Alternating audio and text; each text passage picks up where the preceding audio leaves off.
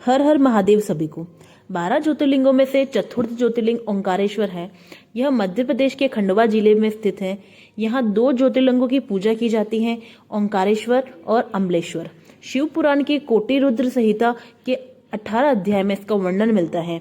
यही केवल एक ऐसा ज्योतिर्लिंग है जो नर्मदा नदी के तट पर स्थित है। यहाँ पर मंदाता नामक राजा ने शिव की घोर तपस्या करके प्रसन्न किया था और जन कल्याण हेतु यहाँ पर ज्योतिर्लिंग के रूप में विराजित होने का आग्रह किया था। इन्हीं के नाम पर इसका नाम मंदाता पर्वत रखा गया है। कहा जाता है जब तक सभी तीर्थों का जल तीर्थयात्री ओंकारेश्वर में अर्पित नहीं करते तब तक तीर्थ यात्रा पूर्ण नहीं मानी जाती है। ओंकारेश्वर मंदिर के पीछे की कहानी क्या है, चलिए जानते हैं। एक बार नारद जी भ्रमण करते हुए विंध्याचल पर्वत पर पहुंचे। वहां पर्वतराज विंध्याचल ने नारद जी का स्वागत किया और यह कहते हुए कि मैं सर्वगुण संपन्न हूँ, मेरे पास सब कुछ है, हर प्रकार की संपदा है, नारद जी के समक्ष पहुंचे।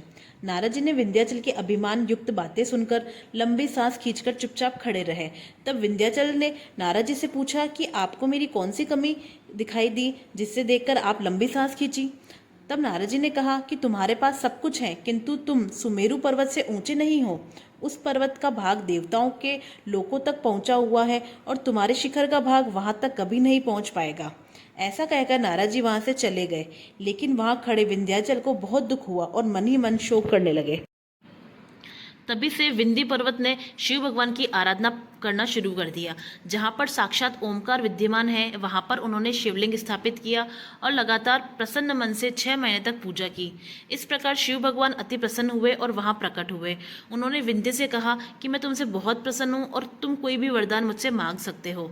तब विंध्य ने कहा कि आप सचमुच मुझसे प्रसन्न है तो मुझे बुद्धि प्रदान करें जो अपने कार्य को सिद्ध करने वाला हो। तब शिवजी ने कहा कि मैं तुम्हें वर देता हूँ कि तुम जिस भी कार्य को करना चाहते हो वह सिद्ध हो जाएगा। वर देने के पश्चात वहां कुछ देवता और ऋषि भी आ गए। उन सभी ने भगवान शिव की पूजा की और उन्हें प्रसन्न किया और कहा कि आप सदा के लिए यहीं विराजमान हो जाइए।